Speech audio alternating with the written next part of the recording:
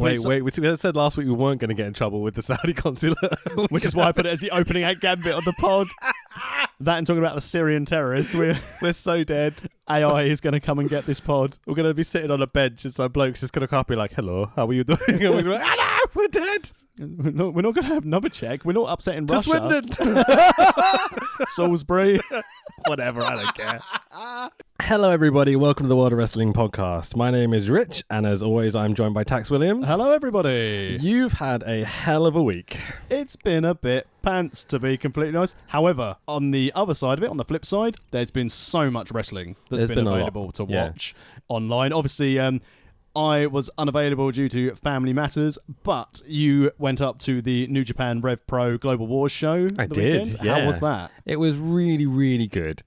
It felt a little house showy at points, but the crowd was great. The main event of Tomohiro Ishii and Minoru Suzuki was absolutely incredible. They went full force, felt like a New Japan main event. I'm ashamed you were honestly really missed, but me and Nick had a lovely time. We appreciated your ticket. Oh, good. I'm glad it went well. And then you're up to Progress in next weekend, aren't you? Yeah, as well? 28th. I'm doing the Spooktacular, which Nick was very kind enough to get me a ticket. And I may as well say at this point, Nick's going to come on the podcast next week as well. So Excellent. Yeah, we'll chat a little bit about Progress before that, I guess, as well. Yeah, definitely. So this week we are doing DragonGate's Kobe World, or Kobe Pro Wrestling Festival 2018. Yeah, so that's the official title. And Kobe World is kind of the affectionate, kind of like, you know what you're talking about title almost. So I'll be referring to this as Kobe Pro Wrestling Festival, as this was my first ever DragonGate show I've watched start to finish. So you've not seen any, not even see the Six Man from ROH or something? No, not at all. Okay, so my introduction to DragonGate was on an ROH show, and I think it was about 2004, 2005. It might be later than that. I should look this up, really, but it doesn't matter. There was a DragonGate Six Man, which had the likes of Seema, Dragon Kid, Ryo Saito. Seema? Seema. Naruki Doi, Masato Yoshino, Genki Horiguchi. So a lot of the guys that are on this card. Okay. And it was really incredible because they had a lot of respect coming into the match. And they spent the first 10 minutes just kind of slowly building. And then there was a hot tag. And it was insanity for a good 10-15 minutes. And I've never seen a crowd pop harder than that match. It got Meltzer's match of the year. It was 5 stars. It was just incredible. Really? Wow. So as an introduction for me, I was obsessed for about 2 or 3 years after that. And then I did the DragonGate UK shows. I've got the posters up on my wall there. Oh, very nice. They're all signed by Cyberkong and Puck and Yamato and stuff. And that was fucking incredible. Thank you, Mark Sloan, for putting those shows on. What a legend. But then I kind of fell out of DragonGate a little bit.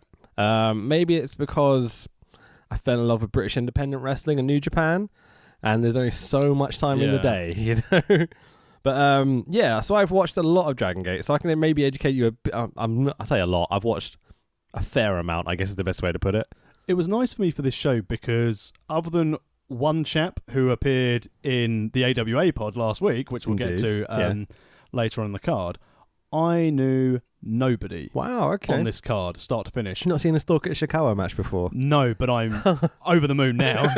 It's one of my favourites. Absolutely the best. It's like watching Takeshi's Castle. Absolutely. That's a really good reference. Yeah. It really is. It's very Takeshi's, yeah. It was really nice because some of the shows we watched so far, we've known a majority of the guys on the card. Mm-hmm. We've been able to build our own impressions. It was really nice to be able to take this as just at face value. Who's heel, who's face, who's working who. And I think one of the best shows we've actually watched start to finish since starting the pod. Absolutely outstanding. It's there was a while with DragonGate where it was every match was insanely fast, every 6-man tag. There was a couple of tag matches and then maybe a singles main event and then a comedy match thrown in somewhere as well. And that still follows this format, but it felt more paced out. It felt cleverly booked. It felt like they weren't just rushing constantly. It didn't feel a slog to go through 4 hours of wrestling. Absolutely. It was really nice. I really enjoyed it. Yeah. Okay, so it's 22nd of July 2018. We're in Kobe, Japan with the World Hall, hence Kobe World. Oh, yeah. Okay. The attendance for this was just under 5,000. I know this is usually your spots, but I'm taking it from you, so fuck off. So the official attendance was 4,952. So it's about the same that Progress got at Wembley, actually. Yeah. It's almost identical. And this was broadcast on the DragonGate network, and that's the version that we watched. Yep. Okay, cool. So, let's quickly run through the beginning bit. We get an opening package where they just show a whole bunch of high spots, and they promote it's the Kobe Pro Wrestling Festival. We get kind of Yamato and... it's Ishikawa, wasn't it? Yeah, so Katsuya Ishikawa, not Ishikawa, Stalker Ichikawa on commentary. Did you realise that the other commentators, so Yamato to start with, and then they kind of rotate? So they seem to switch their second guy because they've got matches throughout the evening. I only realised about 2/3 of the way through when I was like, that is not Yamato's voice. After watching the show, went back and looked at some notes and to write some notes up on the show. I was like, oh... That's great. And then I realised how much there is the rotation. I think it works really well. Again, no clue through watching sort of the DragonGate sort of network version of it what anyone's saying, because my Japanese, as expected, is non-existent. So this was in Japanese. There was no English translations, no Kevin Kelly to tell us what's going on. Nothing even with Stardom, where you had some kind of really bad subtitles underneath it as well. I remember that. We should do more Stardom soon. That was really good. So, did you notice the man with the sparkly weed hat behind the commentators? Yep. That's immediately. Outstanding. There's a dude sitting in between the two commentators with a big weed leaf on his hat, and I'm pretty sure weed is very illegal in Japan, but... Hello, Matt Seidel. Oh, indeed, yeah. Jesus, that was a strange one, wasn't it? He got stuck there for a long time, didn't he? First things I noticed when they cut to the arena, we've got a really long entrance rampway.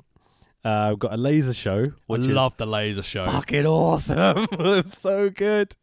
There's this incredible deep voice that announces everything, which I'm convinced is Seema, just toned down, open the Dream Gates challenge today, or whatever it is. It's really funny. I also like the fact they had heel and face entrances on the top of the big ramp. I love things like that. That's a really lovely little touch, and they're blatantly all coming from the same little bit, but it's nice the way they try and separate them. They've done that for years now. It's brilliant. I love just those little details to it, and even just the theme music. So I noted it down in my notes. So it's Dragonstorm. Okay, cool.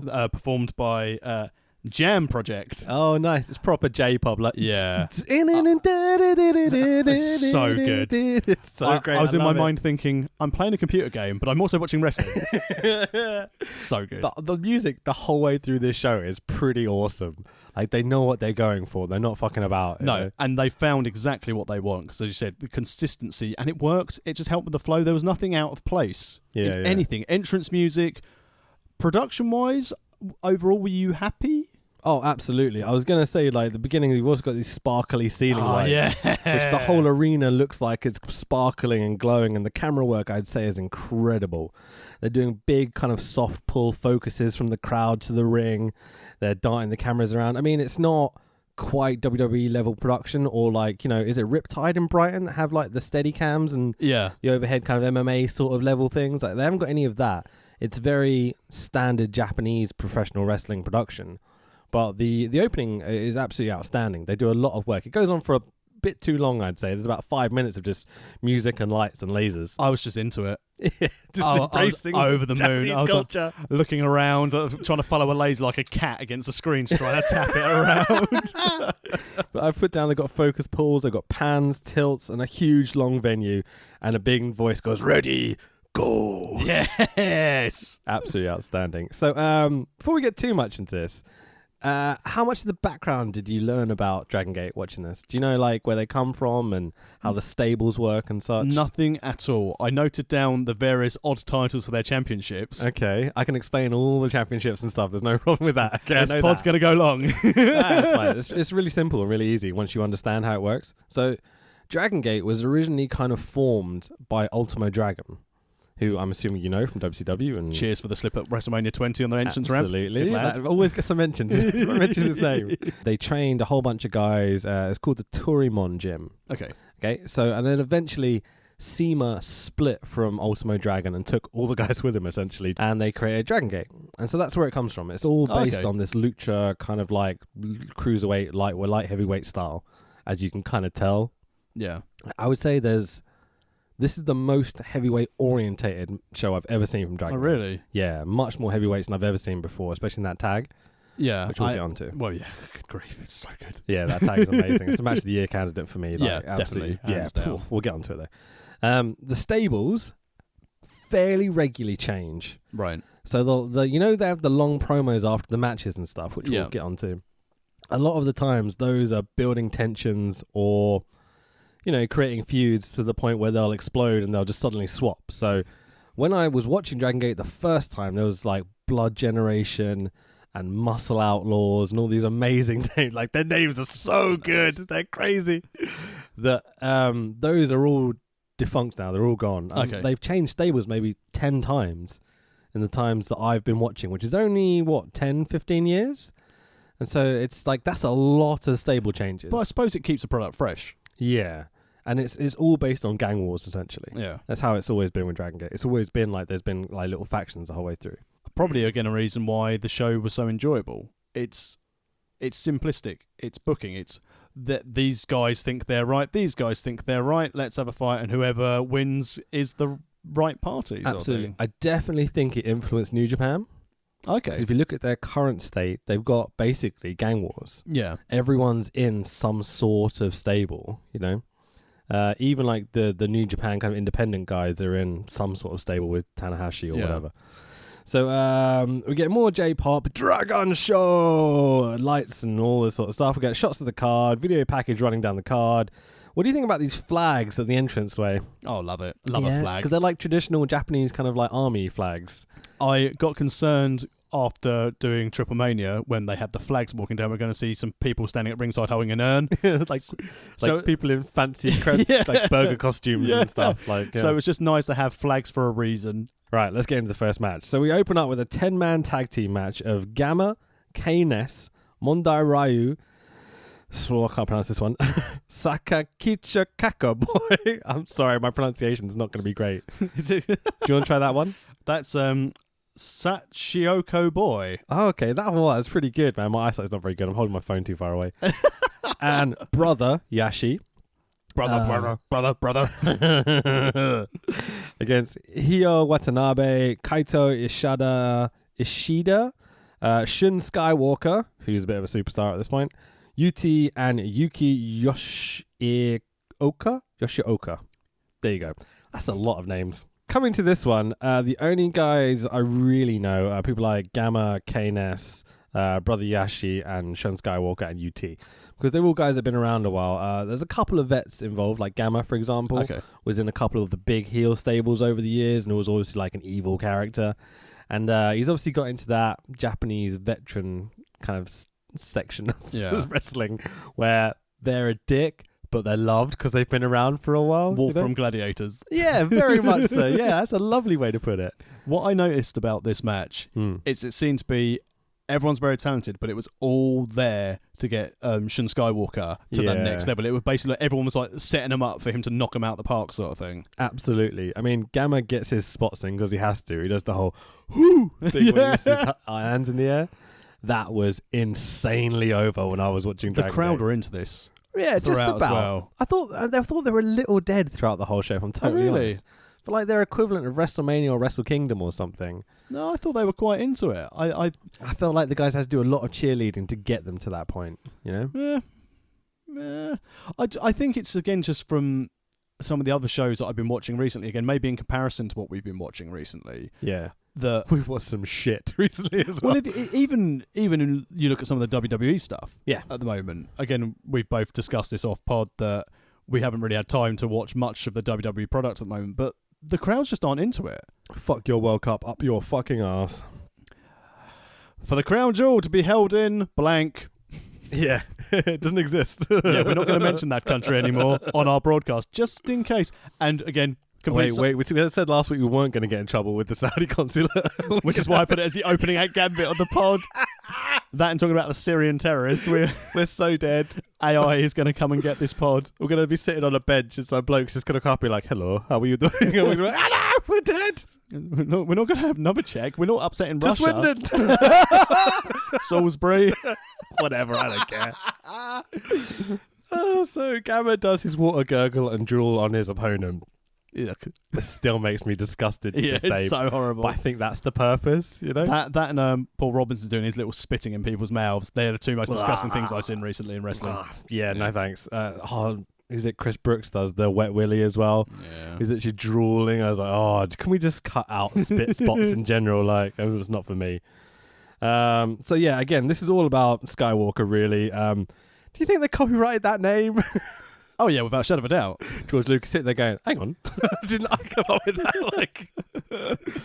The rope walk springboard moonsault is incredible. And there's a really cool moment when as he dives to the outside, the announcer at ringside grabs the mic and is like, da-da-da, da-da-da. And it's just like, get out the way, you fucking idiots. Like, to the crowd. It was so athletic. And you can tell why he's going to be like top draw for them.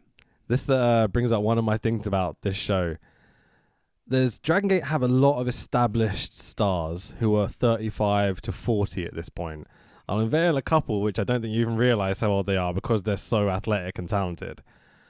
I think it's time for them to start establishing more new stars, and they're starting to on this show. This is the first I've seen. I remember I haven't been watching all this DragonGate for years, but this is definitely them starting to establish new stars, and I think Skywalker's one of the guys that they're looking to really bring up into the main events pretty soon.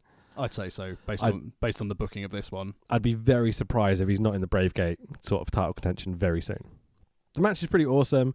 Basically, we get like a Razor's Edge DDT by Skywalker. Oh, that was nice. Incredible spot. Really, really good. His tag team partner, who I don't know who it was because there was 10 of them and it was really confusing, does a frog splash and then Skywalker does a moonsault. 1, 2, 3, gets the win. Really happy that they didn't go too spotty in the very first match of the night. Yeah, I think it was based on the type of wrestler that was in this match. I think it was necessary to have some of the high spots in there, and obviously it's part of their moveset, so if you didn't have that.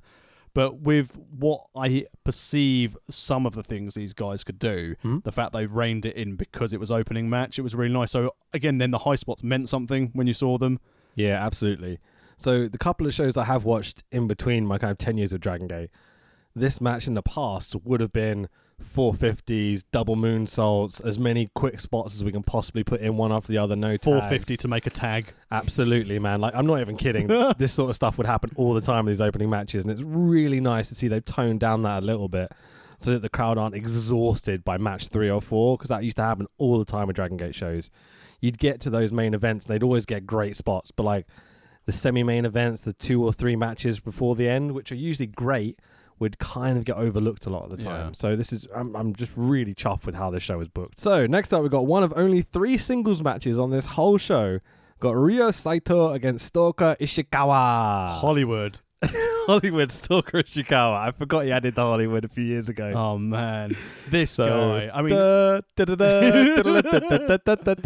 as soon as that music hits, I'm like, yes, it's Stalker. That's the best. At that stage, I thought, what am I watching? And then by the time he'd got out of the through the curtain down to the ring, I was like, oh, I want his merch. I was like, just quickly onto Pro Wrestling Tees to see if there was any available. I don't think he's currently, does he? No. There's no DragonGate stuff on there. Now, especially with Stalker. Yeah, exactly. I mean, a lot of my attention is going to be on Stalker for this, but Ryo Saito played a really big part in this match as well. Yeah, I loved this.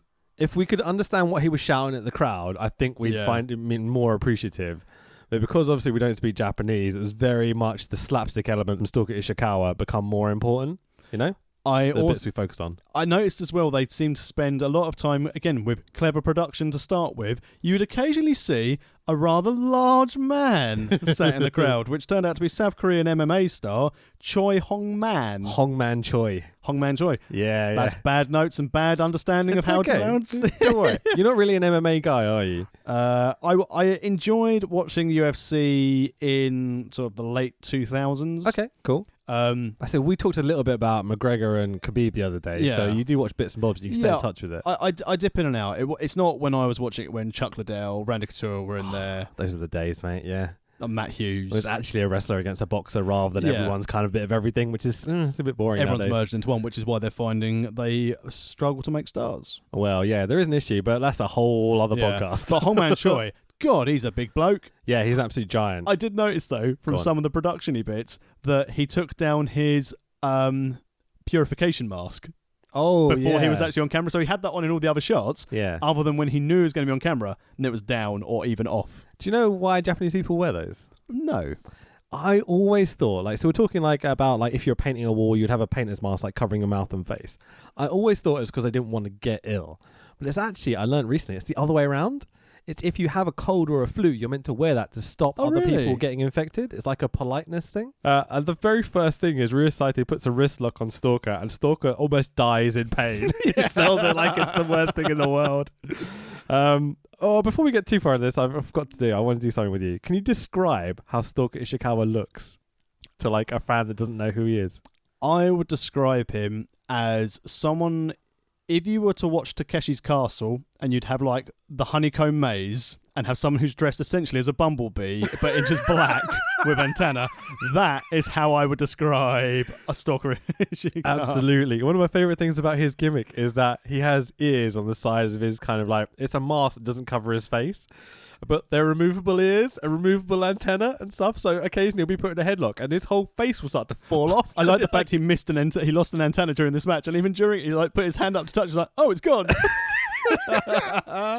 He might be my favorite wrestler ever. He's right up there with like Kikutaro and people like that in terms of comedy. This guy was brilliant. As you said, so much more would have been enjoyed for being lost in translation, but just again telling the story with pure body language. Yeah, man. I mean, I'm not gonna lie, I don't remember much of the match other than the interaction with the MMA guy. I was just watching him and just how he sold things. He said such simple things. It looked like he was gonna die. Absolutely, it's great. I remember one of the first things I ever saw with him is he got put in a lockup with someone in the very first thing and sold it, and I was like, that's really clever. There's amazing bits where the ref gets quite involved in kind of three-way indie standoff spots and things like this. The ref and Ryo Saito cheer on Ishikawa when he's trying to do like Undertaker's spots and things like that. There's a moment here where Ryo Saito does something that I think is something that a wrestler, someone should adopt, which I'm going to refer to as the throwaway scoop slam. Yeah. Where he picks him up and just throws him rather than slamming him. Like, that was a really lovely kind of heelish spot. Really nice. Even though there's not really a heel in this, it's more just everyone's friends. There's a top rope double stomp by Ryo Saito that Ishikawa kicks out of, and I'm like, what Ishikawa is this? How is he kicking out of double stomps? But yeah, so basically they get to the outside and Stalker Ichikawa gets thrown into Man Choi, and he is not happy about it. Who would be? Good luck. Good thing for them. They didn't have any guardrails. Oh, I love the intimacy of the no guardrails. That's quite like a lovely thing, really. So Hong kind of throws them about as they plead for their lives. Stalker gets in the ring and gets really serious. He starts cutting a promo on the mic, which I'm convinced is him going, "You may be big, but I am bigger in spirit, and I will beat you." I'm convinced that's the promo he was cutting, but who knows? I'm going with it. It fits what happened next. Because Stalker goes up to the top rope to dive onto Man Choi on the outside and falls about 3 foot short and just falls on the floor. Oh, it's fucking brilliant. I love this dude so much. So eventually they kind of plead for their lives and they get back into the ring. Stalker Ishikawa does a head scissors and lands on his feet and nothing happens. Yeah. And you're like, it's so good.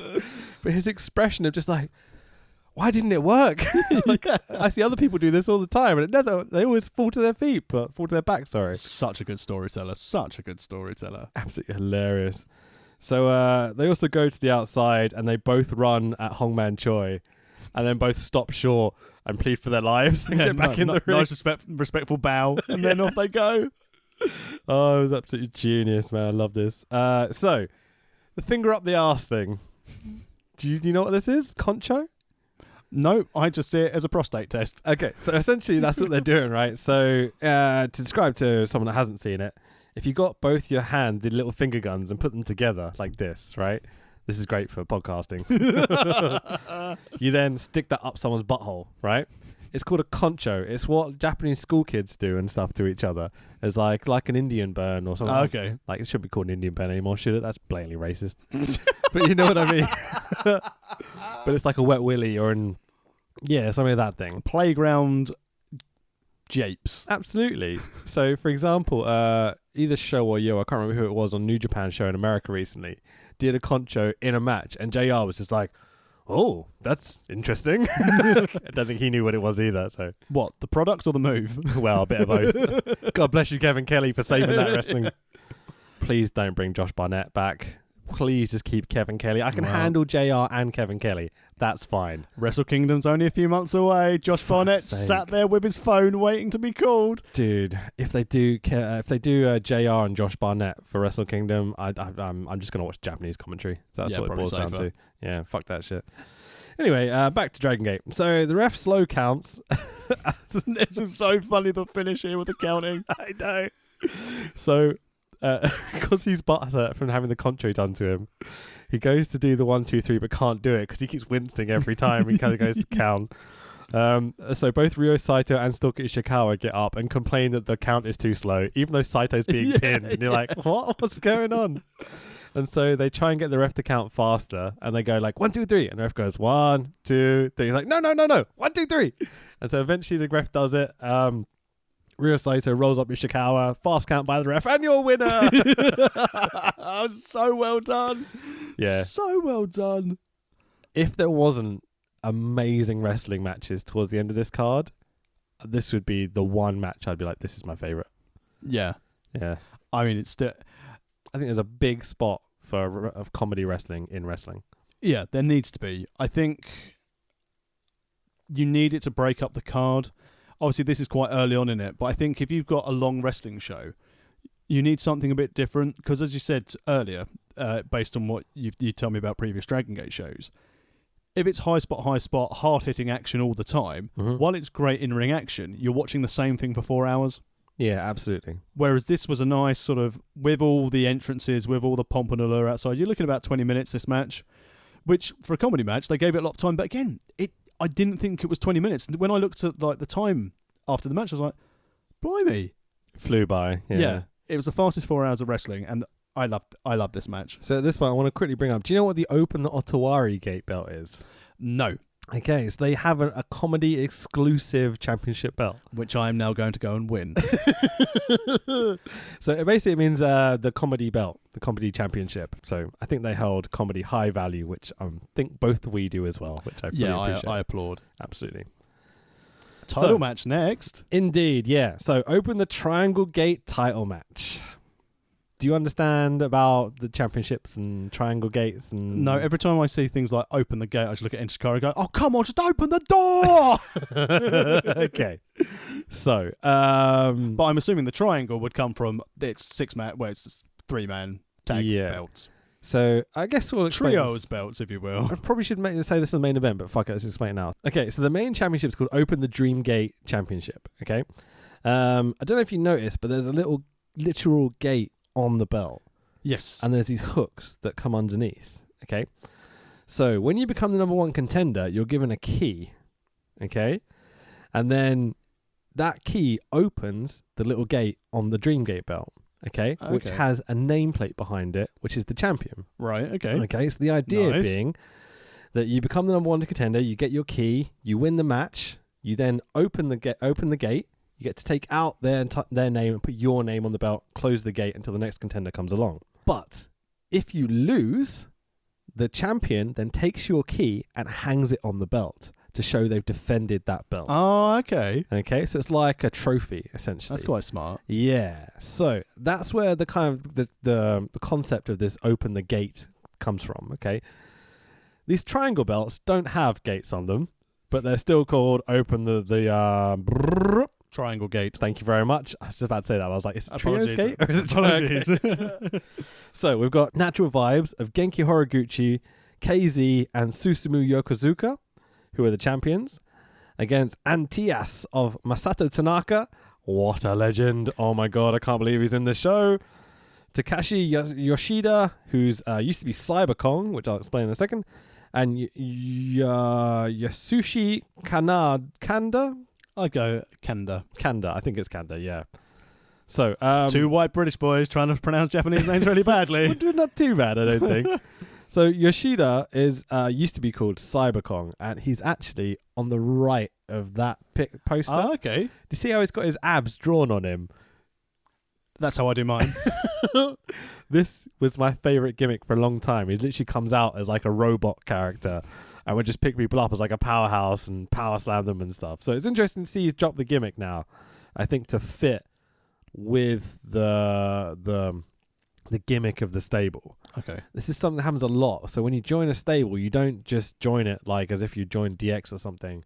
You would then have to paint your hair green and add the same kick pads as everyone else and the same colours and rightly so. Act differently. You're part as of well. the team. Exactly. This is something really emphasised by DragonGate, and it's highlighted for me in Natural Vibes by they're all kind of they have like reggae colours on them, and they're all kind of party dudes. Yeah, they're the 3 Live Crew.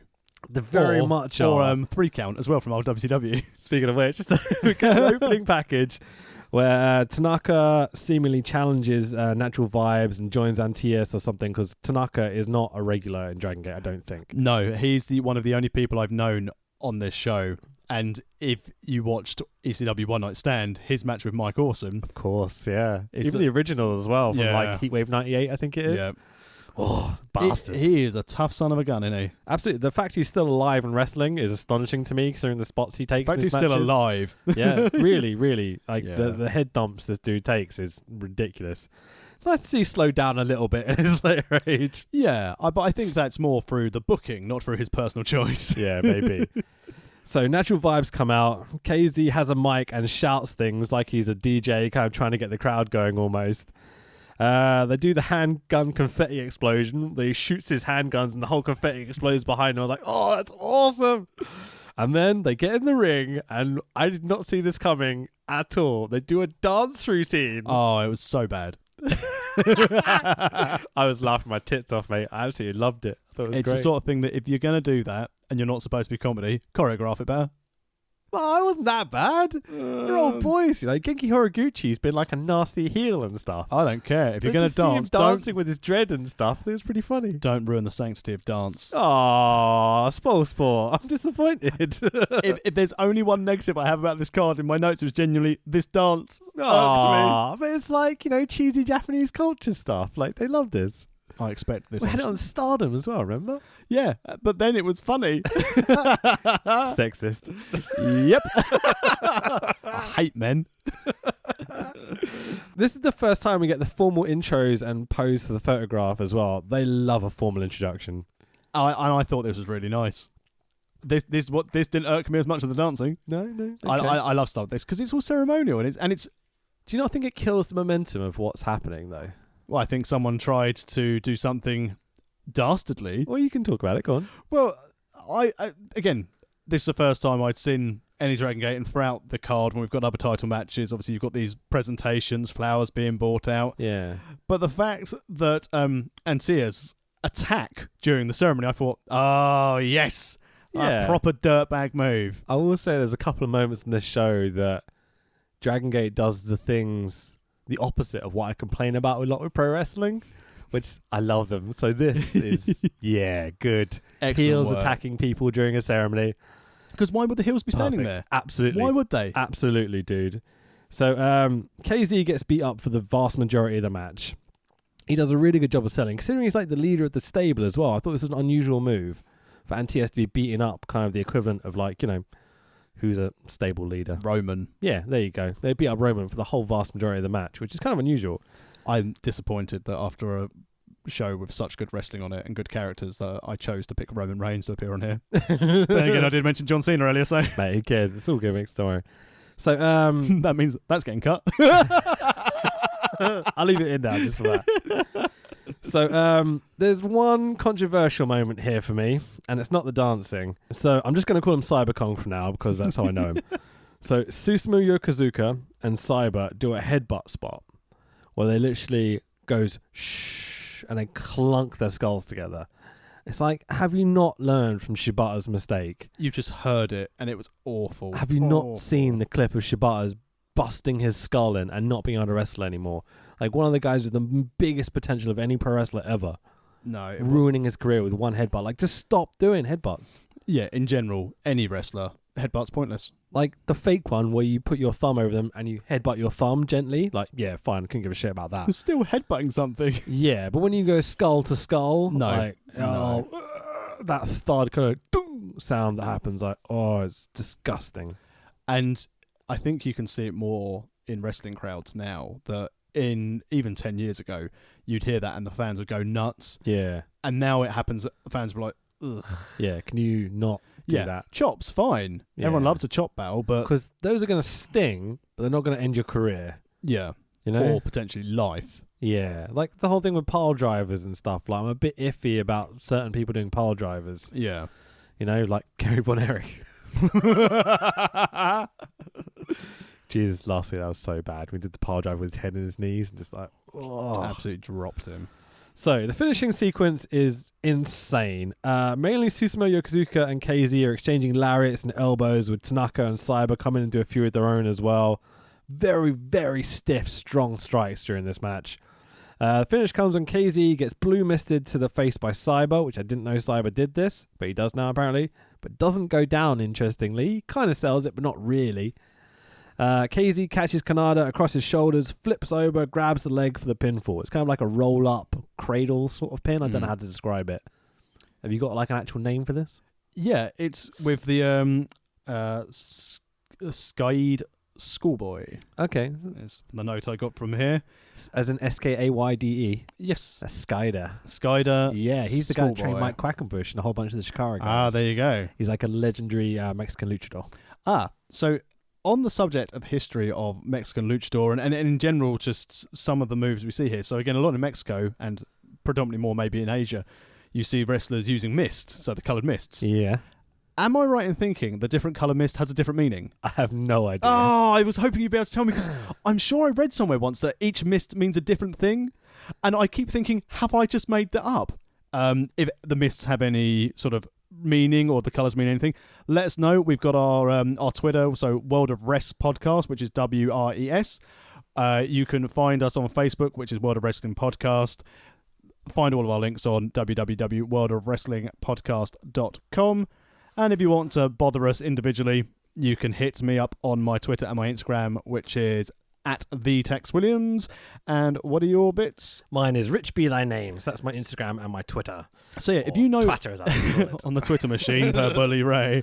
I would say people have been really nice recently on our social media. Like, we've had a lot of new viewers and a lot of new listeners, and it's been really lovely. Like, we never set out to do this for kind of popularity's sake or anything, but to do it and have people actually give you feedback and suggest shows and such, which has been happening a lot this week. We got our first 5-star iTunes rating, didn't we? Yeah, boy. Oh, it's ridiculous. I'm so just insanely appreciative of it. So yeah, if you want to leave us a review, that would be awesome. It helps us out massively, more than anything else. Like, just give us a little tweet out, come on iTunes, go on anything, just give us a 5-star review. Just click the stars. You don't have to leave words if you don't want to.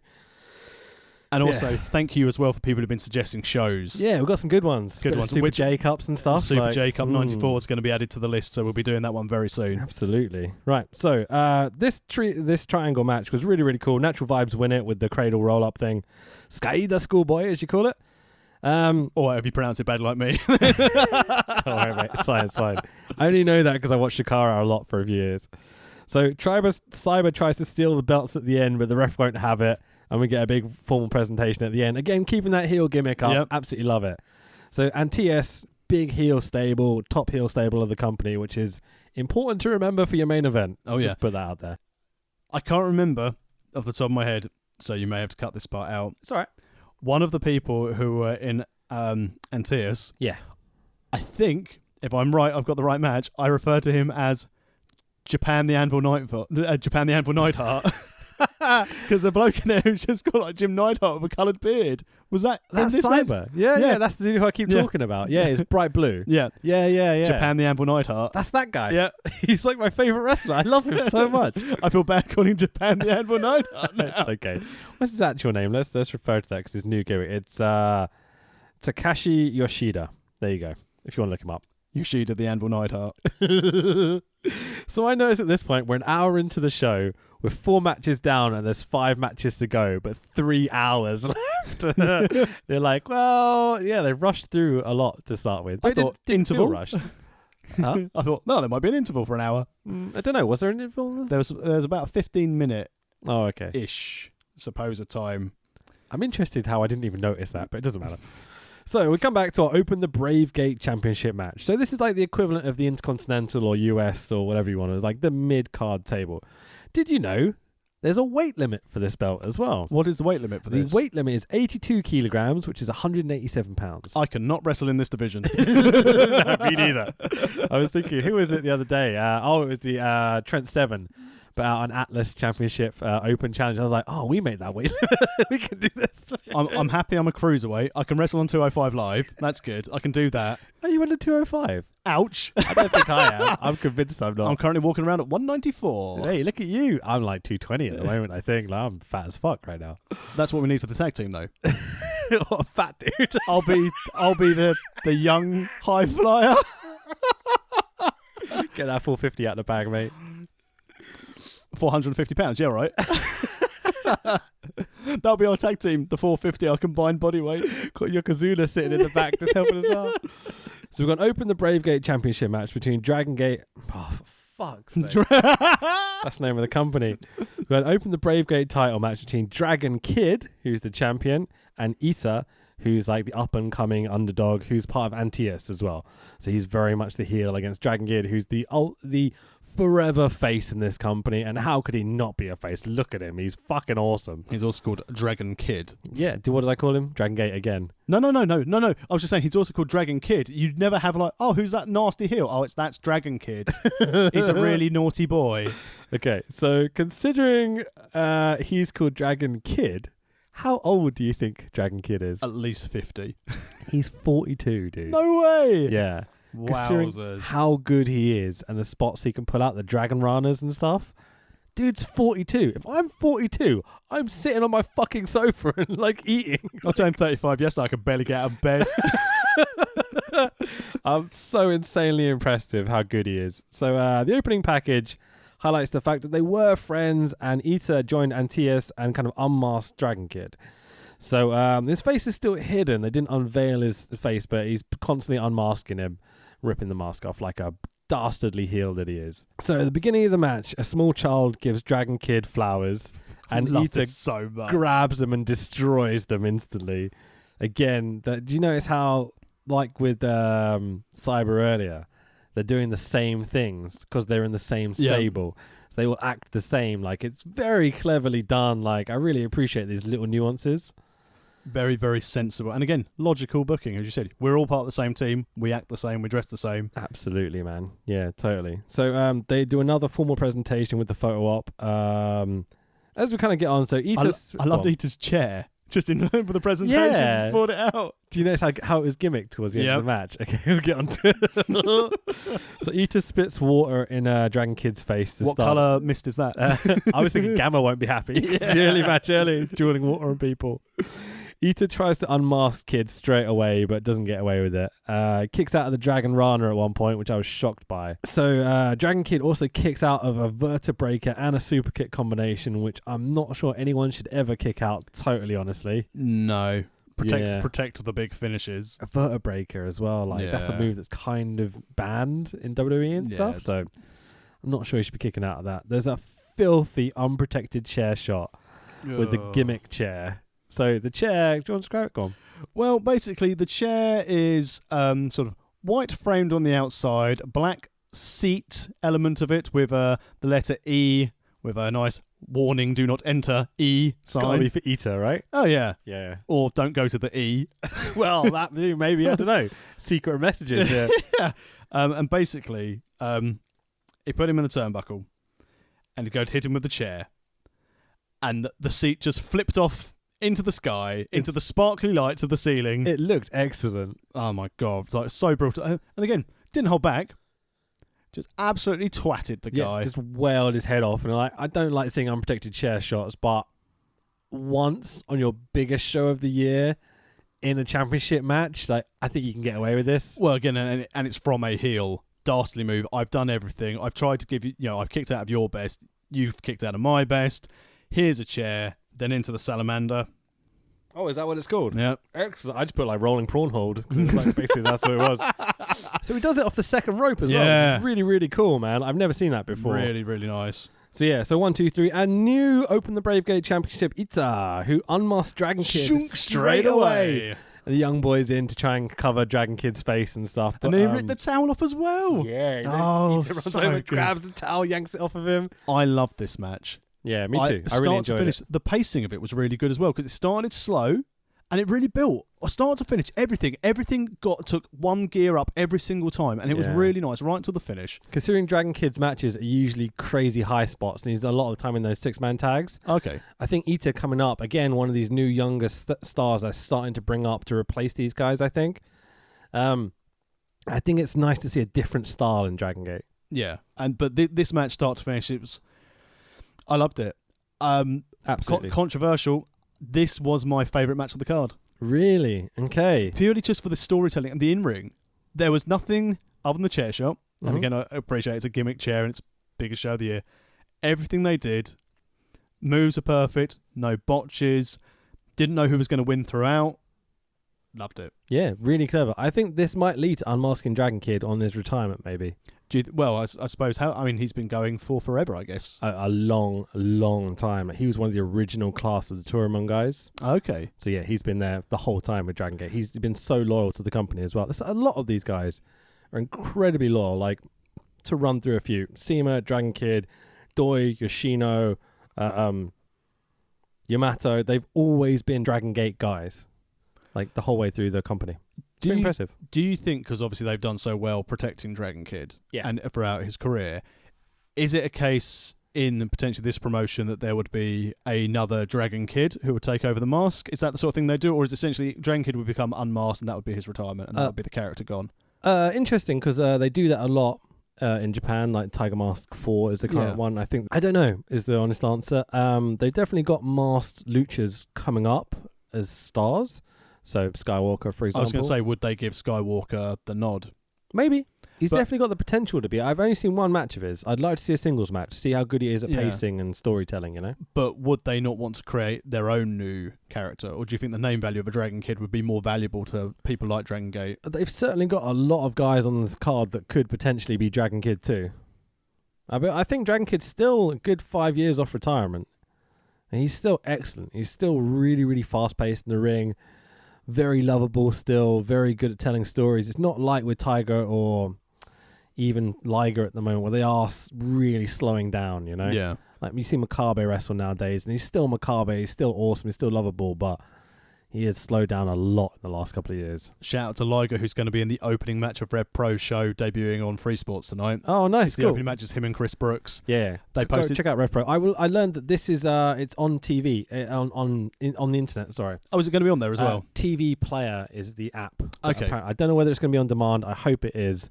I did tweet at Rev Pro, but they're the worst at getting back to people, so yeah. Yeah, not once trying to not ingratiate ourselves to Rev Pro, but update your website, lads. Yeah, that'd be nice. Yeah, give us some information. It'd be helpful. Yeah. Because I know it's online, actually, and I know this sort of deviating a little bit from Dragon Gate. It's fine. But especially today, a lot of people who have maybe written sort of presentations or articles about this Rev Pro show coming up this evening, they promoted it at the time because obviously this was the same announcement in the same week that PCW were going on to sort of a showcase, which is Fight Network. We talked about it a couple of pods ago. Yeah. Which has now been moved to Thursday nights at midnight as a lead into Impact. Okay. But they haven't promoted it brilliantly. They've started promoting today on their Twitter feed because I noticed that I said the post is Liger and Chris Brooks with a handshake and sort of Rev Pro stating it started with a handshake. I just hope it goes well for them. I think they've learnt from what Free Sports did. They haven't done live. They've got produced stuff. They've got TV tapings. They've pulled in some big names. So obviously they've got Liger in. They've had Cabana in for some of these tapings as well, which they did at York Hall. Yep. But I just hope that a lot more wrestling is going to become more accessible to people. And I just hope, as you said, with this TV player, if it's not on demand, they're missing a trick. From a Free Sports standpoint, that they want to have their exclusive rights to it. So people are going to jump onto their Free Sports channel on Sky. But as you said, the number of people who are closing down their Sky subscriptions, because very few people, there's not very much now I watch on live TV. I watch some wrestling pay-per-views. It's a dead medium, mate. Yeah, but it is. But TV's dead. It's losing numbers like crazy. But Free Sports are putting this on at 9 o'clock, so it's prime time viewing. Yeah. This is the old WCW WWE slot on TV. And there's a lot of Swedish hockey that's on Free Sports. Okay. So I'm assuming as a lead into Rev Pro, that'll be really good. I did notice they had a couple of American NHL games actually that I'm definitely going to tune in for, but whatever. So anyway, back to Dragon Gate. We've got a 6-man tag team match now with Bandito and Maximum, who are Jason Lee and Naruki Doi, against Tribe Vanguard of Flamita, Kagetora, and Yosuke Santa Maria. Exotico. Our first Exotico spotting of the night. Yeah. So she, I think we're going to refer to her as she, has lovely bunny ears and a pink heart balloon as she comes out to the entrance, and I'm already in love. She has the best moose knuckle I've seen in any wrestler. So, Jason Lee gets all the bitches because he has nunchuck skills. And again, rightly so. Absolutely. Nice to see Flamita and Bandito against each other. Yeah, usually they're tagging. I'm used to seeing them tag. Yeah. They were at the Hello Wembley show, weren't they, in the tag as well, yeah. So Doi and Maria start. She goes for his dick straight away. Who wouldn't? Always a tasty boy. So it's not a big, strong, hard young boy. He might be later. So Doi is one of the legendary DragonGate guys that's been with the company throughout the whole tenure. So to see again him getting into kind of comedy, silly spots with Exotico, I think it highlights how they value comedy really highly still. Some of the Exotico spots in this were brilliant. Like she does a spin a Rooney, mate. Yeah. Like, I'm so happy. Yeah, go on. Sorry. The essentially like the pole crotching where she reverses back and puts her crotch in his face when he's upside down in a handstand. Yeah. Oh, that was beautiful. There's lots of kind of sexual innuendo, like just gratuitous sexual spots and stuff. I can't imagine what the commentary would have been. Oh, I would have loved to have understood. We need to learn Japanese at least a little bit so we can start to understand. If anyone could tweet us what wang sandwich is in Japanese.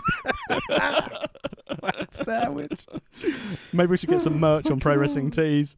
World Wrestling Podcast. Jesus. Wang the sandwich. Wang sandwich for big, strong, hard boys.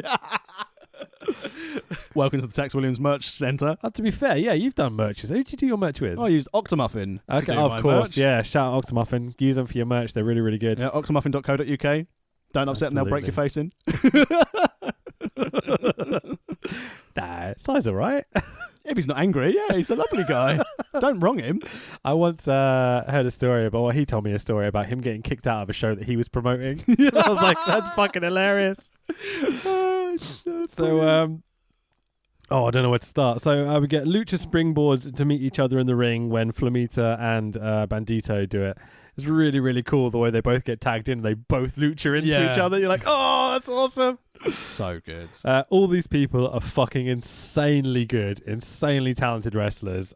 This is your typical 6-man DragonGate, high spots, craziness for the last 5 minutes, but the slow kind of comedy build that times up into it really sets the scene for when they get that hot tag and it bursts. I always say, building up to when they got that hot smooch in the middle of the room. I'm getting there, don't screw the spot.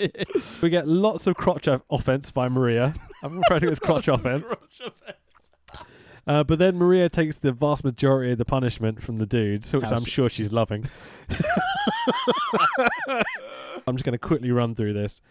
We get springboard spiral tap to the outside, a pop-up cutter, head scissors into a destroyer, a Frankensteiner, a pop-up X-Factor, fucking hell, so many cool spots. Dragon suplex into a powerbomb. Maria then makes out with Naruki Doi. Doi hits Doi Vice, which is like a side suplex head capture thing. It's really awesome. Mini Chaos Theory by one of these dudes. You catch that? Yeah, it's like a double German suplex thing without the roll. It was really weird. I was like, just do a Chaos Theory. Like, it looks so cool. I loved it. I absolutely loved it. Yeah, a really cool spot. Like, God bless you, Doug. I love you. The move into the Destroyer, though. Yeah, it's crazy. Like Insane. Anything to do, like powerbomb flips into destroyers and stuff. You're just like, what is happening? How do you work this shit out? Must have rewound that about 3 or 4 times. Yeah, I did occasionally just get back to the hot tag and be like, oh, let's just watch this again. That was amazing. So we get a float over double underhook driver thing, which I don't know how to describe. A muscle buster lung blower combination. You're like, what the fuck? How did you come up with that? No cell tornado DDT. Sack of shit off the top rope, which is obviously Scott Hall's. Yeah. Fall away slam. Sack of shit. Flip over, go to sleep. 1-man Spanish fly. Hey! 1-man Spanish fly on an indie show. Flam fly. Is that what it's called? Yeah. Okay, nice. Flamita doing it. Yeah. All right, okay. Red Arrow by Flamita. I'm sure he calls it something else. Any idea? Flam Arrow. Flam Arrow? Maybe. 2 Bandito, his current tag team partner for the 1, 2, 3. Your winners are Tribe Vanguard. Holy shit, the spots. I mean, I know we've talked about it a few times, but It's crazy. Just the speed and the precision these guys hit stuff with. A lot of guys who, again, if they wrestle this style and they trust each other, it's all right. But you can imagine that like an outsider came in just for one-off booking. They started to shake hands, and I'm like, oh, do we have to do the shaking hands thing, really? But then as Doi goes to shake Maria's hand, she kisses him instead. It's like, oh, that's awesome. All in. And he sells it like it's a devastating submission or something. Oh, it's so funny. Right. I'd quite like to watch Maria versus Stalker. I'm sure it's happened. I'm sure it's absolutely happened. See if I can find that after the pod. I have to explore the DragonGate network. Oh, by the way, go sign up to the DragonGate network if you haven't, just for a month or whatever, and go watch some of this. See if you like it, because DragonGate's lost a little bit of a following over the last few years, with New Japan becoming so prevalent, and all these British indies and American indies kind of doing really, really well for themselves. So yeah, go watch some DragonGate. I'd agree. Yeah, definitely. Absolutely. Right. So next up, we've got a 6-man tag team match of Hiro Saito, who's 57, Masaki Mokazuchi, who's 48, Tatsumi Fujinami, who's 64, and was also on last week's AWA episode. Who was as the IWGP Heavyweight Champion. What year was that show? Do you remember? 1988. Wow. So go on, you can do the 30 maths. years. Oh, it's literally 30 years ago. Yeah. So it's crazy that we've done 2 shows back to back, and he's on both of them, and they're 30 years apart from each other. Yeah. Put that in your Decade of Destruction, Undertaker. Against Don Fuji, who's 48, with Punch Tominaga, who's 32, bloody young boys. And Yoshiaki Fujiwara, who's 69. 69. Sorry. So, if you add them up, this match with these 6 dudes, they've been alive 318 years. Which is how long Triple H has held that world title for, right? Just about, yeah. So this is obviously the Vets match where they come out, and it's a lovely change of pace from what we've just watched. The audio is muted for both entrances, unfortunately, so we didn't get to hear cool old Japanese music to start with. Goddamn royalties. Yeah, absolutely. But they are basically stiff old bastards. It's basically all I've got written down for this. I've got a few spots. Mochizuki, when he hits Tominaga with the buzzsaw kick. Very nice. I think one of the most underrated guys ever. I saw him wrestle on the New Japan shows. New Japan? On the DragonGate UK shows. And he was just one of the highlights for me. So this buzzsaw kick was then followed up by a standing senton by Saito. And then the Dragon Sleeper by Fujinami for the win. So, do you know Fujinami is Dragon? Fujinami? Like, apparently this is his nickname. We talked about it a bit last week. I didn't realise it was actually his nickname, but yeah. So he invented things like Dragon Suplex, the Dragon... what's it called? The arm whip thing they do. I don't know. I can't remember the name of it suddenly. Arm Dragon? No, fuck's sake. That's a pun. Jesus. I won't even call it a pun. Did you pull that out your ass? Like, yeah. Well played. Jesus, that was funny. Well, so, Dragon Screw. I think you've got the word for funny wrong. The Dragon Screw. He invented that as well. And also the Dragon Sleeper as well. So, I mean, the match is really, really fun. Punch takes a lot of punishment from Maki, as you said. Mr. Senton, obviously Saito does Sentons as well. So it's lovely to see the old guys doing all their spots. And who is it that... is it Saito that takes the punishment with the headbutt since the thing cuts his head open? Yep. Is it? Hang on, wait. I mean, I'm pretty sure it was, yeah.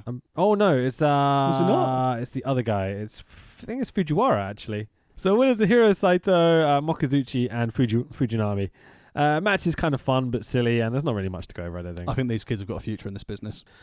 So we've got an Open the Twin Gate Championship match between the maximum duo of Big Ben, which are Big Ken and Big R Shizumu, who is basically Japanese Biggie Langston, who are the champions, by the way, against the Tribe Vanguard duo of BB Hulk and Yamato. What about these feather boa jackets that the guys have got? I'm obviously a fan. Well, it's absolutely gorgeous, is it not? These Tribe Vanguard legends. Like, I'm trying to work out their gimmick. It's like they're kind of like flamboyant, showy sort of dudes. Yeah. Which doesn't really suit the title Tribe Vanguard. I assumed they'd be almost like a war faction almost in that name. But it works out all right. Yeah, at least they're again consistent as a team. It's not a mishmash. We're wearing the same gear. Absolutely. We're on the same page. We know what we're doing. Yeah, so Big Shizumu and Ben K are very much big lads wrestling sort of level guys. They're much more strong style and less lucha.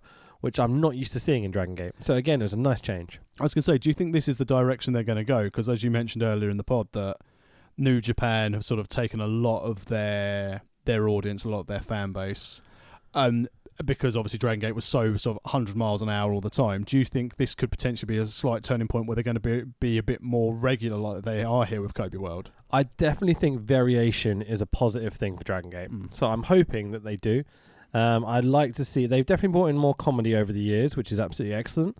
I'd like to see them bring in a bit more strong style as well, some bigger, slower-paced wrestlers to give us those little dips in the card so that you come back up to that high-paced action as well. But saying that, these lads can go. I love for sure. Yeah. So BB Hulk has got sparkly wings painted onto his back.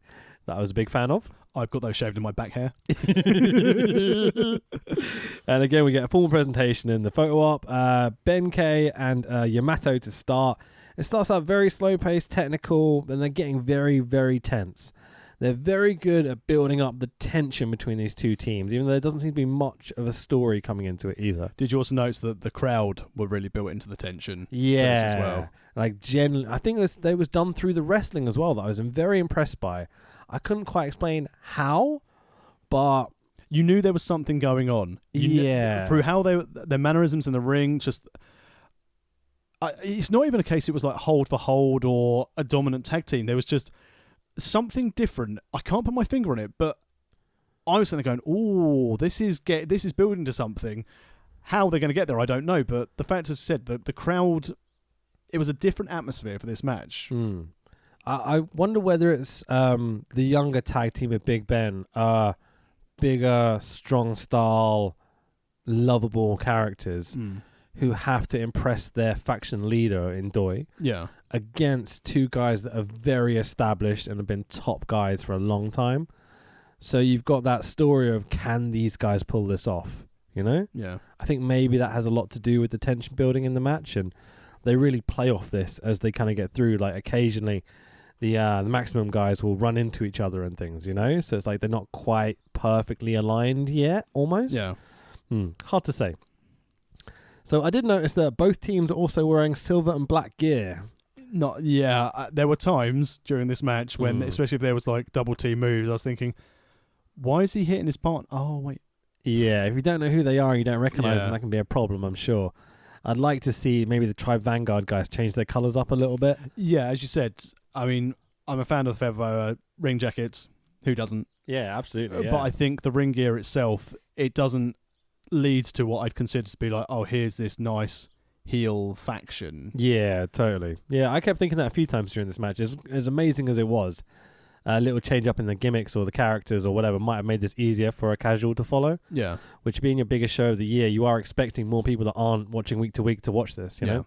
Hence why we're watching it. Whee. Some of the chops from Big Shiz are insane. Like, he's got some force behind it, isn't he? Absolutely.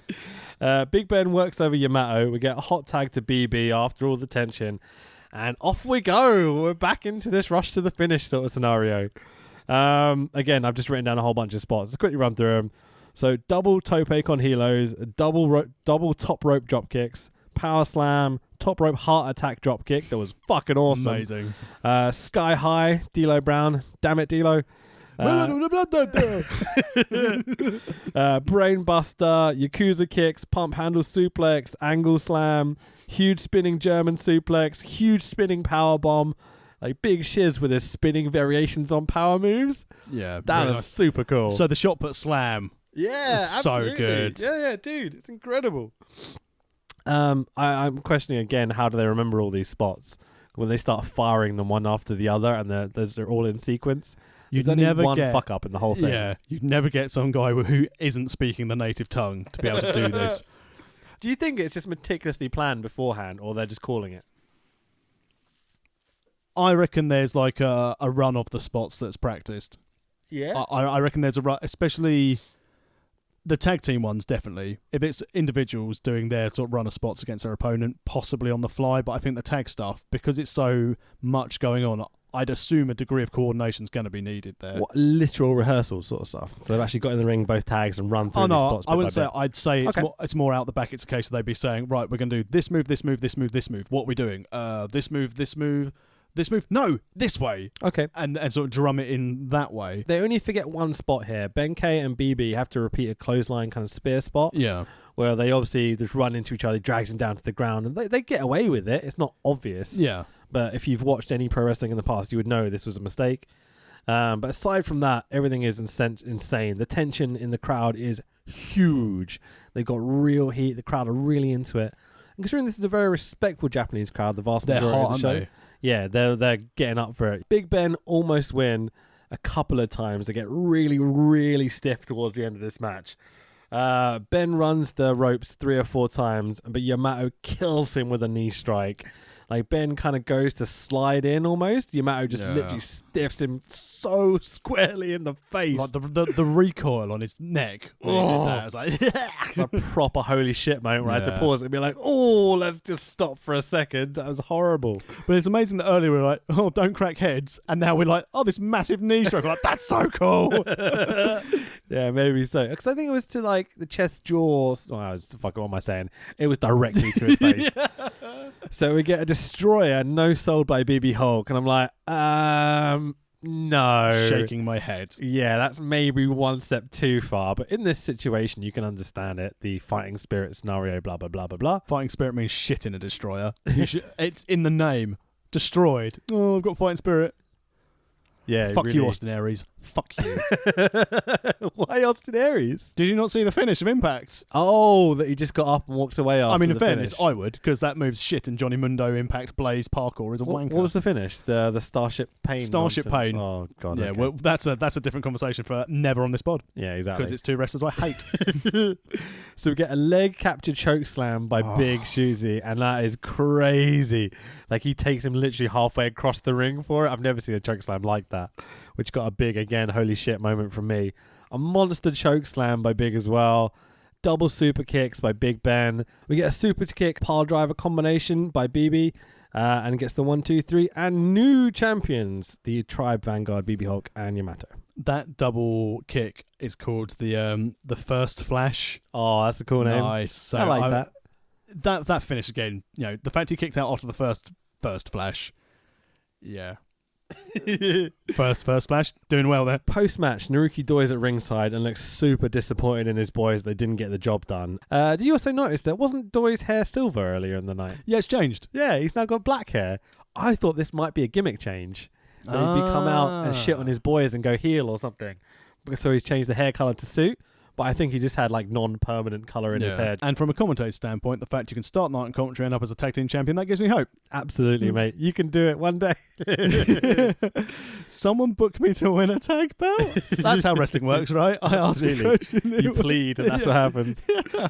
So Big Shimzu bows before Doi and then hugs Doi, and it gets a big pop from the crowd. So it seems like everything's happy and good. Yamato and Doi kind of do laughing promos at each other, and it gets a bit long-winded and a bit silly. And I think it's time to knock on the head, boys, and get to the main event.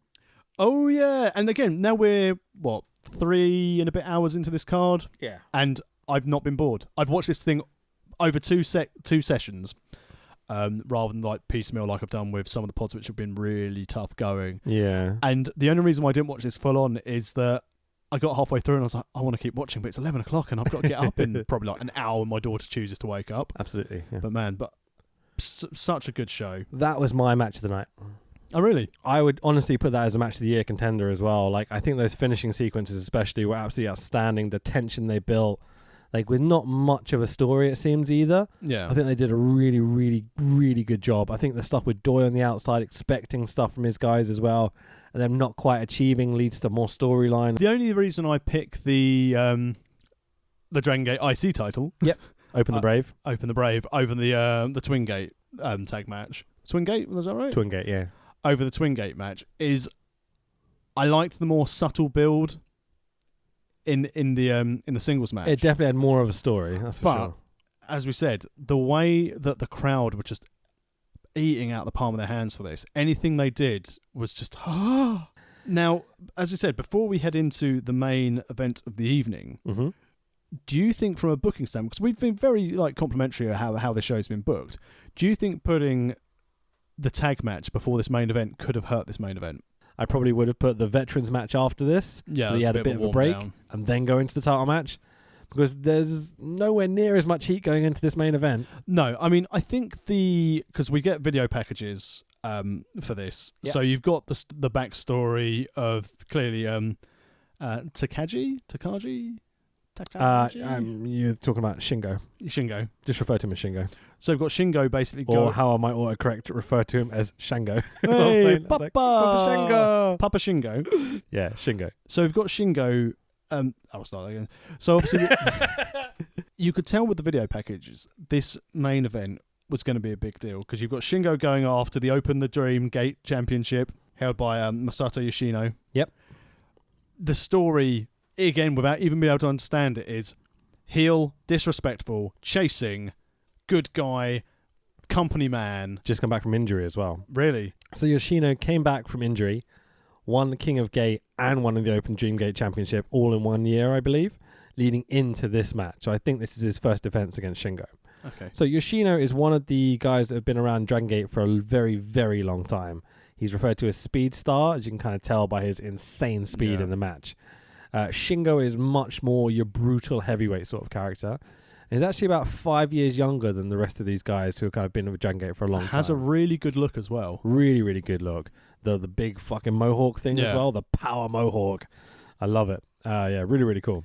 I loved that. Again, not only do we have our traditional championship entrance, we then got the national anthem of Japan. Yeah, nice. I like it. Again, I think it's too much. Like I like the presentation, the respect and stuff, but I feel this killed the crowd.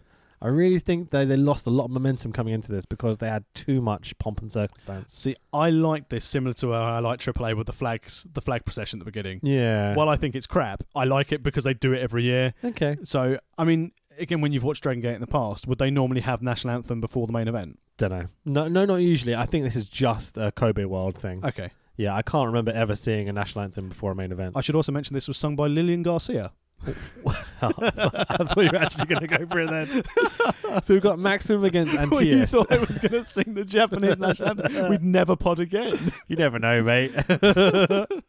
So this is a Maximum against Antias match. So very much face stable against heel stable.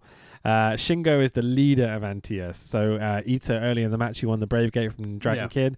That's his stable. Shingo gets a massive fiery entrance as well, which the flags blocked, which I was gutted about.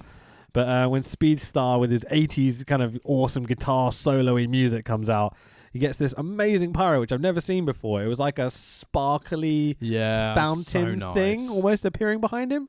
Really, really cool. Absolutely loved that. For me, Yoshino doesn't have the character to be main eventing this show.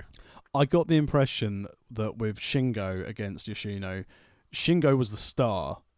Yoshino, I got the impression he's a belt holder, as in he's a transitional champion. I think he's a very, very good tag wrestler. I think he's a great singles wrestler. I don't think he's championship long-term material. Yeah. The crowd seem to like him but not love him, and I think he's been around a very, very long time. I think DragonGate are crying out for a new, younger champion. Shun Skywalker.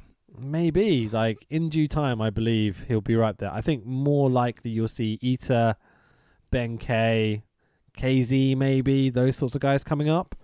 I just got the impression with this, looking at Yoshino, that it was more of a, he's been with the promotion for a very long time. Yes, they may want to try something new. And it was a case of, well, he's been here, he's come back injured. You know, thanks for coming back and working with us. We'll support you through this time. It didn't look like, just personality-wise, because we've said a lot about people's facial expressions, their movement in the ring throughout this whole card. Yeah. They all told stories. This guy reminds me of, like, for lack of a better term, because another wrestler escapes me, and it's not to try and get a controversial pop out of it, like a Benoit character. He's very, very good in the ring. Yeah. But I get the impression he can't carry a character. Yeah. He probably couldn't carry a promo if I could understand what he was saying. Like an incredible high spot, speedy Malenko. Yeah. You know, like really good he's trying really like late good. WWE Malenko. Yeah. Where he's like going, "Rah!" a couple of times to try and get heat. But he doesn't know what else to do sometimes. No. It feels like he doesn't almost care enough, you know? I almost expected this guy to stand in the corner and stamp his feet and clap his hands to try and get the crowd behind him. That's the sort of level I saw this guy as. Thank God he doesn't, because can you imagine how cheesy that would be? That's not taking away, like I said, not taking anything away from him as his in-ring, because his in-ring work in this match was great. I mean, Shingo definitely. I'd be very interested in seeing Shingo in other matches. Yoshino, not so much. We'll get onto that in a second, but let's quickly run through this match, okay? So this is very much Shingo power against Yoshino speed, which you kind of expected going into this match. I think it's also, we've seen these guys for many, many years as well, doing exactly these spots. Yeah. So I think the crowd know what's coming, and they don't particularly do anything outside of what they've usually done in the past as well. I will say Shingo's facial expressions and kind of cheerleading is absolutely outstanding. Yeah. He does a lot of work here, to the point where he almost gets himself over as a good guy, even though he's meant to be the top heel at points, which is not positive, to be totally honest. We get a table set up on the outside. They teased it a few times. Then we get a Michinoku driver from Shingo from the apron to the floor through the table, which was pretty awesome. Yeah. Lots of suplexes and strikes. Shingo uses part of the broken table to wallop Yoshino.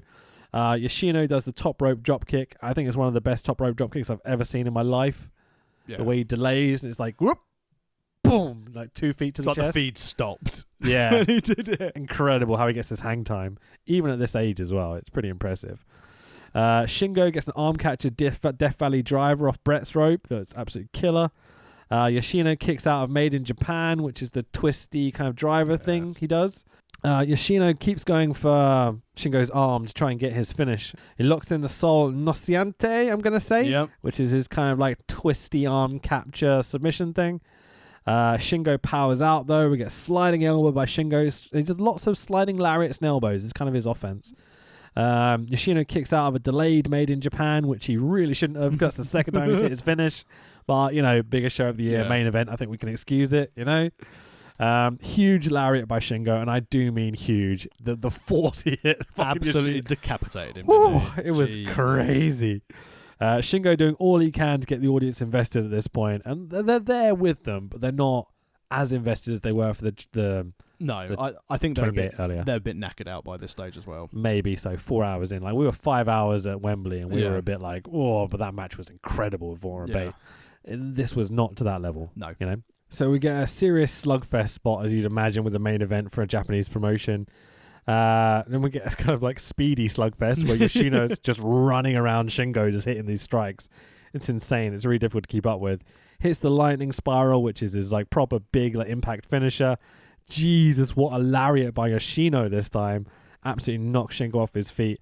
Locks in Sol Nociente again, and Shingo tries to power out, but slowly falls to his knee, then slowly falls to his side. Well, the crowd are invested more and more and more, and he eventually verbally submits, which is not visually maybe the most impactful way to finish your show. But it's something different. A verbal finish, ring the bell, he's tapped. I think it's a problem. I think for a main event of a show, you want that big, like, he's won, or he's tapped out, or the 1, 2, 3, you know? Yeah.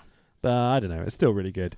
So winner and still the Open the DreamGate champion is Masato Yoshino. Really killer match. Not as great as I'd hoped it would be. And I think it struggled with the Twin Gate match before it, as we've said a couple of times. Yeah, I mean, I think if this match had appeared on any of the other shows that we'd watched. Oh, are you kidding me? This is on that AWA show. It'd be like, oh my God, it was so good. Exactly. This match, unfortunately, suffered based on how good the action's been throughout the night. Absolutely. Yeah. Now, I'd almost go as far as saying this is either the least enjoyable to second least enjoyable match of the card. Really? Wow, okay. Which is an amazing thing to say because it was still really good. Yeah. Which goes to show how much I enjoyed this whole card start to finish. Yeah. So this is where I get incredibly happy with the DragonGate booking. We get Antias and Maximum, the two stables, in the ring with their guys. They go do the presentation of the belt to Yoshino, but Shingo goes across and takes the strap.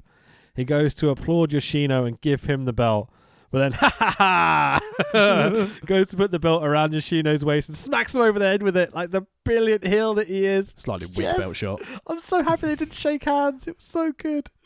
So Antios then chase off Maximum as Shingo takes out the ref. Oh my god, it's so good. Fuck your handshake. Fuck your sportsmanship bullshit. We get a shouty heel promo by Shingo. And then they kind of walk out and Masato Yoshino talks for what feels like forever at the end of the show. But this is just how Dragon Gate do their thing. But yeah, good games, lads. Thank you for not being all respectful at the end of the show. Thank you for being a heel in your main event. It's everything I wanted. It leaves space for more storytelling. Yeah. It keeps everyone invested in your characters. You don't have to reset the next day, you know. Well, that was the thing about the whole show start to finish, wasn't it? You've still got room to grow from storylines. There's nothing at the end of these matches that made me annoyed. Obviously, at the end of the tag match, you obviously had the dissension in the ranks, which was really nice, but obviously, but that was building for something for the future. Absolutely. Yeah. I mean, as I said to you before going on the pod, this is, I think, one of the, if not the best show we've watched start to finish since starting the pod. 100%. Yeah, I would say this is right up there with the best ones. I've enjoyed watching. This and Stardom are the two that really stood out to me so far, which are both Japanese promotions, which is kind of interesting. Goes to show, doesn't it? Yeah, exactly. I mean, at least no one tried to pull down the entrance structure and crush someone on this show like they did in Stardom. It's intriguing that we didn't understand a word of what they were talking about, but we've enjoyed this more than any other show we've watched in English. Yeah, definitely. Intriguing. Maybe it's to do with the quality of storytelling in the ring rather than outside of the ring. Well, we were saying again, like the just building the tension in the tag match by not being able to place a finger on how they've done it. It was really good. I mean, I would say on a cornflake rating for this show, I'd go 4 easy cornflakes, possibly even 4 1/4 cornflakes. I was thinking solid 4 with a better main event. This would be easy 5 for me. Yeah, I have a few things I want to mention about this. Okay, the first thing is Shingo. So you don't really follow New Japan, do you?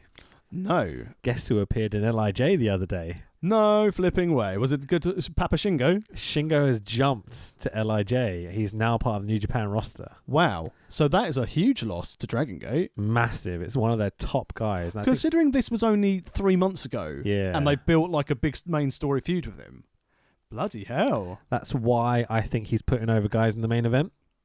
Because they know, I think for absolute certain in terms of honor and respect in Japanese culture, I imagine his contract was coming to an end and he said, they want me to go to New Japan. They've lost Hiromu Takahashi with the neck injury. They want me to go be, one of the juniors? How is this guy a junior? He's a giant for Japanese standards. But yeah, he's in LIJ right now, and goddamn, he suits that stable so well. Yeah, I'm really happy for him. I mean, he wouldn't turn it down. You couldn't turn it down, especially Absolutely at the moment. Not. And I think Dragon Gate need new stars, and to do that, you need to clear out some of the old guys as well. And I think Shingo's just got stale. So I think it's perfect for him. I think he'll fit into LIJ perfectly. The debut was really, really good. And did the crowd, obviously I'm assuming the crowd knew who he was and they popped in a big way. Got the typical Japanese like, ooh, sort of response, which is exactly what you wanted. He's now in the tag league with Bushi for the junior tag league leading into Wrestle Kingdom in the new year. Nice. Yeah, so he's got a perfect thing to do. In a tag, going to lead through. He'll blatantly do well. I'm imagining they're going to put them against Roppongi 3K and Wrestle Kingdom, which would be fucking awesome. I cannot wait to see what they kind of do with Shingo. Let's play a game. Okay, so I am going to play you, or potentially sing you, some wrestling themes from either WCW. Just play them. Fuck the singing thing. Oh, Just no, because you've told me that I've got to do it. So I am obviously going to. We've got a new game. It's called Whose Theme Tune Was This? I don't know whose entrance music was this. Is that better? I think we'll go whose theme tune is this. All right. Whose theme tune was this? Play the music.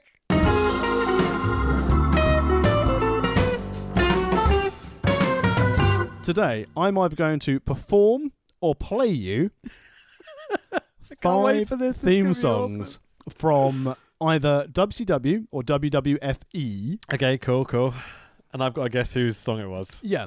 So I'm going to start with one which will probably be quite obvious. Let's explain. We decided, did you stick to the whole like 2 obvious, 2 kind of difficult, 1 really, really difficult thing? Yes. Okay, cool. So we've got 5 to do. And I'll just try and get them all. Fuck it. Let's just do it. Go on. So this is the first of your easies. Okay. I'm crap at games usually, so let's try it.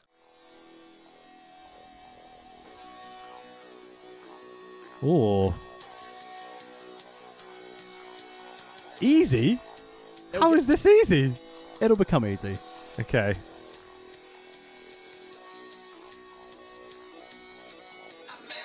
Oh. Okay, so have you got it? That's Buff Bagwell, and oh shit, who's the other guy? Think of the flock.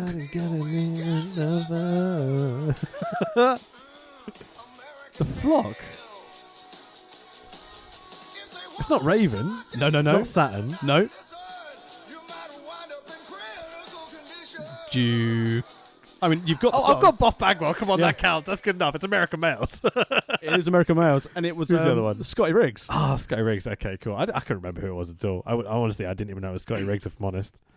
Okay. Well, that's all right. That's kind of one. Yep. Okay. So that was the easy one. Okay, right. Go on. Now I consider. I've kind of got one then. Well, you did. You got. Who was it? American Males. It was a Okay. tag team. It literally said it in the song. It could be easier. I told you it was easy. Oh, it was a good one. Okay. So the next one again should be easy. Okay, all right. Are you ready Let's do it. for song 2? American Males. After this advert. I'll cut the advert. Don't worry.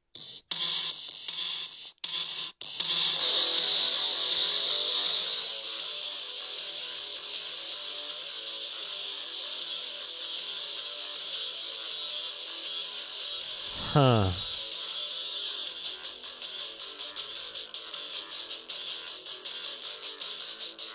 Is that Ultimate Warriors theme tune from WCW? No. Who is it? I kind of recognise it, but not really. Oh, the Rockers. Shit, man. It's just before my time. I'm Oh, gonna be really? honest. Oh, Yeah, sorry. I thought that'd be really easy. it's all good, man. I've watched bits and bobs. I should have known that was the Rockers, to be fair. All right, I've got one of two. Go on. Okay. Here comes song number 3, Okay. performed by yours truly. Okay, go on then. Okay. Are you sure you're ready for this? I'm focusing. I've got my hat over my eyes. Okay. I'm not distracted by whatever you're doing. Okay. Don't go messing with the country boy, country boy, country boy. Don't go messing with the country boy, country boy. Hillbilly Jim? That's right. Yeah, I was about to say, yeah. Ah, well done. Very well done. Brilliant. Excellent. Okay. Okay. Fuck I'm me. now going to do my really difficult one. Okay, really difficult one. Yeah. Okay. This is your really difficult song number 4. Okay.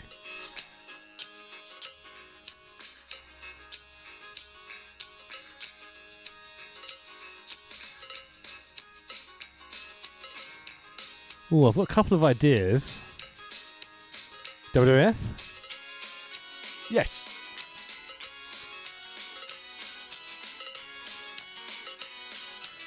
Is it the Bushwhackers? It is the Bushwhackers! Bushwhackers! Come on! There we go. Arr. Excellent Because you can feel them doing the arm thing in time to it. You know, I was like, it's got to be the Bushwhackers. Okay. Awesome. Right, last one. So. It's Jeff Jarrett. Yeah, victory. Excellent work. That was easy. Nice. So I was hoping from old WCW wouldn't have picked old Double J, it's all good, JEFFJARRET. I was about to say, can you spell Jeff Jarrett there? Did you miss a letter? No, you got it. All right, cool. That was a lot of fun, man. I think that game has the potential for sure. I have an idea to pitch to you. Oh, far away. I like a So, pitch. you've had a bit of a busy week, so I've just left you to it. But I have mentioned this to at least 3 or 4 other people that potentially will come on the pod with us to do it, okay? So, Wrestle Kingdom's coming up in New Year's, and WrestleMania is usually around April time. I'm thinking about doing a special episode for these major shows, okay? I'm thinking we get 5 to 6 people around the table and not only talk about the show maybe as well the day after, the week after, whatever it may be, but instead of doing a review show, do basically lots of games. Okay. Okay, so we'll do I would act as Games Master, or you could act as Games Master, and we'll do a big round of promos with a Z. We can do guess the theme tune, which we've just done as well.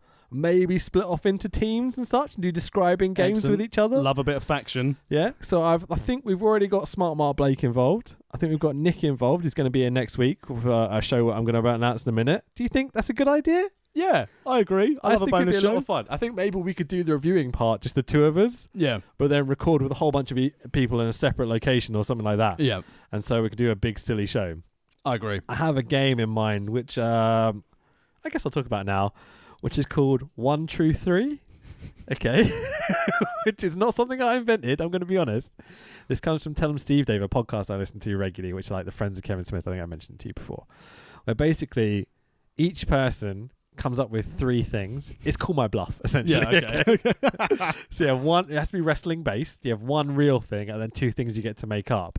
And every person sitting at the table gets to ask 3 questions to that person. So we'll call this the 1 Truth 3 Kid. Yeah. Why did I think of that? 1 True 3 Kid. Oh, that's so good. So it's got to happen now because it's got a name. 100%. Like, I think this will be a lot of fun. Oh, definitely. And it gives us a really entertaining pod with not much effort and stuff. You know what I mean? Punk once had friends.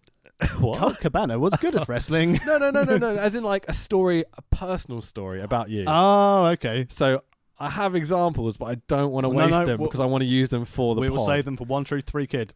Okay, I tell you what, I can make up ones again. Okay, so I tell you what, next week we'll play 1 True 3. I'll read you my stories. Okay, I'll have 3 of them. Okay. And you have to ask me 3 questions about each one. Okay. And then we work out, you have to guess which one's real, basically. I'm in. Okay? We'll do 1 True 3 next week. I've already written them down, so it's going to be easy. Right, so next week, I'm really happy you're up for that because I think that's going to be a really fun annual thing to do. Definitely. I was thinking maybe just WrestleMania, but if we can do Wrestle Kingdom as well, because I'm on Mark for New Japan. Yep, no problem. I'm in. 2? Are we allowed to do 2 big shows a year? Yeah. Yeah. WWE do 1 in Saudi Arabia. Oh, fucking hell. Did you said the name of the country? You're not allowed to do that. That's because I'm in with the Crown Prince. I fucking hope we are. I don't want to die. The Crown Prince from the 5150. Conan is the king of Saudi Arabia. I take it. Who throws a shoe? Crown Prince Conan. So next week on the pod, as I've mentioned a few times, we've got my buddy Nick, and the show we're going to be doing that he's chosen, you're going to love this. It's going to be a JCW show, is it? It's from 1991. Oh. And it's WCW Halloween Havoc. Oh, Jesus Christ. We'll go over the card and stuff obviously next week, but it looks like an absolute blinder. I think we're going to have a lot to talk about with this show. It's a good time period, man. It's fucking hilarious. Pre-Hogan WCW. Can't wait. Oh, yes. It's going to be great. Why do we do this to ourselves? We watch a really good wrestling show. Next week, we're going to watch some absolute dross. Because it's funny and it makes for good podcasting. This has just been us going, this was really good. This is really good, this show, you know. I really enjoyed this. And then seriously debating like the logistics of pro wrestling. Oh, yeah, no one wants that. No, we just want to rant about silly gimmicks and how bad it was. So check out the worldofwrestlingpodcast.com for all your podcast links and subscribe to us on iTunes or whatever you use. World of Rest Pod on Twitter or World of Wrestling Podcast on Facebook. What a nice Ron Burgundy of that in World of Rest Pod on Twitter. Did I? Just generally, I would search for World of Wrestling Podcast and you'll find us on everything. So yeah, just do that. It'd be easier. Yeah, and as we mentioned earlier in the pod, thank you very much, everyone who has interacted with us, followed us, liked and shared our stuff. As we said, this podcast is just a little project for us to get some normal, non-adult, non-grown-up time of being sort of life and parents. So the fact that people listen and enjoy what we do, we really, really grateful. I will say a little caveat is with iTunes, if you're subscribing on Apple products or whatever, sometimes their service keeps going down for our pod for some reason. I've refreshed it 2 or 3 times. Is it because of the content we included last week and some of the buzzwords? I don't think so. So the point being, if you want to find us on iTunes or the podcast app on your phone or whatever, just search World of Wrestling Podcast is the best way to do it. Don't go via the links and stuff, okay? Right, yeah, I think that's it pretty much. Do our own personals as well. What's your Twitter and Instagram? I'm at the Tax Williams. Mine's Rich Be Thy Name. And cheers, boys. We'll catch you next week. Cheers, guys. Bye. WCW Halloween Havoc. Yeah! And ladies and gentlemen, his opponent. Parts unknown. Weight unknown. The WCW Halloween Havoc Phantom.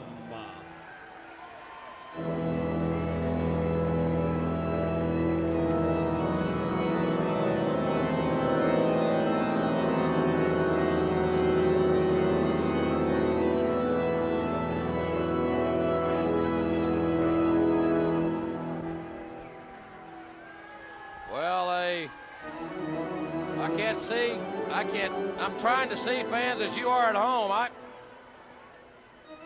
I can't place this man.